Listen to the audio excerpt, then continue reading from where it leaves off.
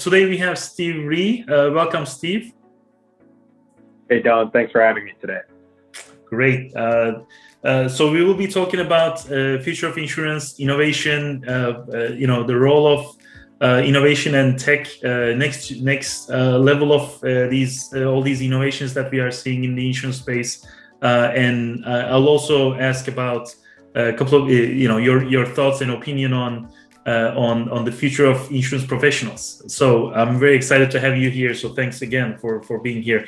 Why don't we start with a quick background of yours? Yeah, Don, thanks. So, I've been in technology for over 25 years through enterprise software and analytics, really focused in on the last 14 years in insurance. And I'm currently the Chief Digital Officer for Gallagher, which is the third or fourth largest broker, depending on when the Aon Willis merger closes.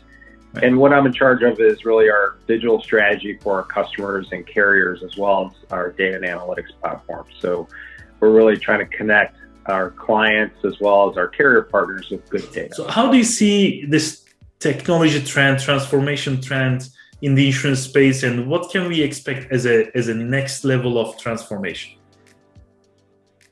Yeah, really good question. So if you think about the rate of change, just if you think about in 2020, because of COVID, the need to accelerate a really omni-channel digital experience kind of forced everybody to invest a little bit more heavily in their digital strategies. And so if you think about from the consumer perspective or the buyer side, whether you're commercial or personal, smart devices and wearables and machine learning, those are all things that are prescribing and collecting data on your behalf and sending it to you. Now, if you're on the provider side, whether you're an insurer or a broker or a software provider, low code is kind of the new technology advance where I can deploy things much faster, right? It doesn't serve Apple or Google or these folks to take 2-year development cycle to launch a product. The consumers can't wait that long.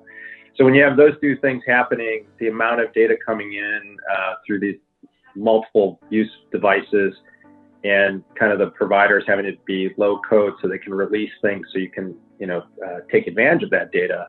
Those are really two technology advances that I would say are changing a lot of the industry, not just insurance, but kind of B2C, B2B, manufacturing, all those different things. Right. So that also has an amazing impact on the customer experience. So let's jump to the customer experience as well. They want to see embedded products.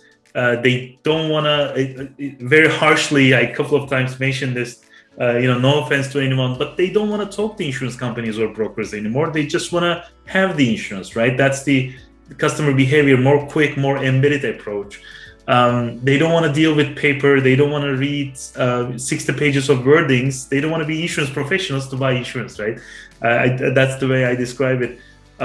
So from a customer experience perspective, how do you see this? What do they want, and how our insurance companies and providers, as you said, and brokers, agents reacting to that behavior change? Yeah, so I think it's funny. So I think you take the example of Zillow. I think real estate brokers thought, hey, we're gonna be cut out of this whole loop.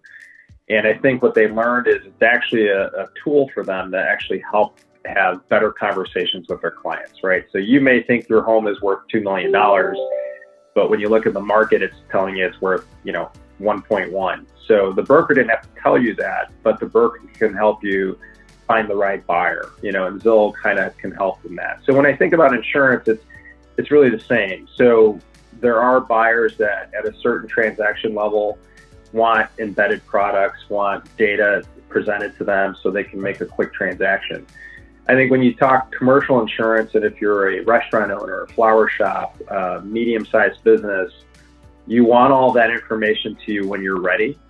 But what you also learned is you also want to talk to somebody at your convenience, right? So these are people that are calling after hours, doing research, looking up how much insurance should cost, and they have a question. Before they bind or before they choose that policy, they actually have a few questions, say, hey, are these kind of things covered? So the simpler we can make that process, we always find, and we've done some studies, that almost 80% of the time when they go through the application process, no matter how simple, depending on the dollar amount, they actually want to talk to somebody right then and there. Right. So I think what you're going to find is this experience is getting better and faster. So it's not taking 7 days to get insurance. It's actually taking 7 hours, maybe 1 hour. But they want to talk to somebody when they want to. They want you to eliminate the, as you mentioned, the jargon. Give me simple language around what this policy covers, and then make it easy for me to do it. I'm not the insurance expert, you guys are, so can you make it easier for me to do business with you? So when you think about those things, it's really interesting that the need for customer interaction with a person, a real live person, is still required when it comes to buying insurance. As much as other people think brokers will be cut out, the reality is before people make a large purchase on their commercial business, I find it primarily mostly on the commercial side, they want to understand, what am I really buying? Yeah, that was going to be actually a part of my next question, but you already went into that, which is great. The role of brokers, I was going to ask you about a lot. Many people think, oh, technology will replace that. Well, and I've seen your study, by the way. Yes, that was like spot on, because you see the reactions of they want to talk to someone, yes, but when you ask those questions to the brokers, they don't want to be the data entry guys. They want to be able to explain the value, help the customer to pick the right one and right deductible, right limits. That is the real value of a broker and agent, right? Not data entry. 100%. And the other thing that people lose sight of is the broker is actually getting multiple data sources. If you're just going directly to the carrier is kind of myopic. They only have the data about their clients. Now, brokers have maybe the same number of clients, but we have multiple markets that we're dealing with, multiple different products, multiple different sizes of customers, a little more diversity in our client base than, say, a direct carrier. And we're actually going to give you kind of more of a better overview of the market, right? We're not just going to give you a single carrier view of their understanding of their economics, where we can actually give you a whole view of what's happening in the entire marketplace, because we do business with 200 different carriers. So our value is bringing that information to you and making it consumable so you can make the right decision for your business. I know it's going to be a generic question, but what are the challenges and benefits of innovation process, and what has been your experience within the insurance industry? What do you see in that transformation process? Yeah, I think there's always a misnomer that innovation has to be like something new and really cool. Right. Sometimes the best innovation is making something simple. Right? So taking something complex and making it really easy. So it doesn't have to be new tech or things of that nature, but a simple transaction where, like, allowing your customers to text you to get a quick answer, right? That's an innovation. It's not new tech, but it is an innovation in some sense. So we run the gamut of really looking at how can we make our customers' experience better, and how can we make the experience better for our employees, because they have to be able to support that change. And so if it's not mutually beneficial, it's obviously hard to kind of get innovation inside the organization. So we've been able to do that by showing tools and digital strategies that actually make our folks a little bit more efficient and make it easier for them to provide data to their clients, and actually make it easier for the clients to make a decision, right? So we've made the entire process of securing insurance with our clients or renewing insurance with them a lot easier and less painful for both the employee and the customers. Mm-hmm. And so that's an innovation in itself. That's kind of a digital strategy, but we've taken a process that maybe takes 7 to 10 days, like I said, down to 7 hours. And that's an innovation itself, with not a lot of new technology, but just kind of reviewing and repositioning certain technologies to do different things. So my last question is going to be about insurance professionals. We're talking about new tech, we're talking about innovation, or small, simple, improvements, also part of the innovation. Where within the 5 to 10 years, where do you see an insurance professional's role? and how their job descriptions or skill sets are changing or have to change. One of my guests had mentioned that future of underwriter is really all about AI scripting. So they need to learn AI scripting, which is, I mean, it might be the case, by the way. Don't get me wrong, but how do you see that job description changing? Yeah, I think anything that's involving people and data, you always have to be an effective communicator, right? So being able to present, interact, talk to people is kind of foundational to a lot of things that we look for in people.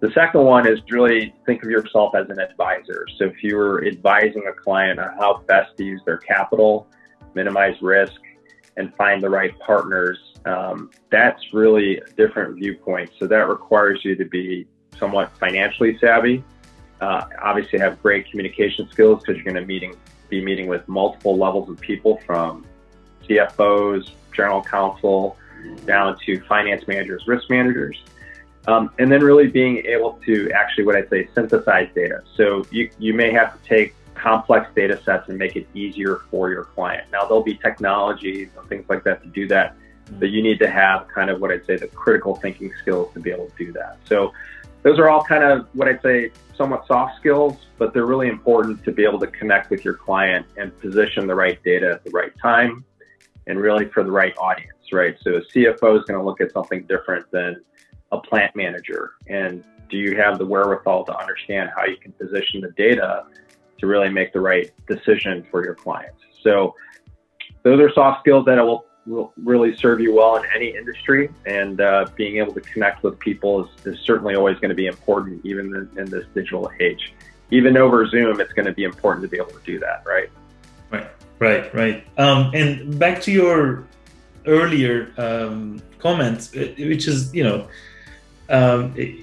simple fixes in the process improvements are actually considered innovation, which they should.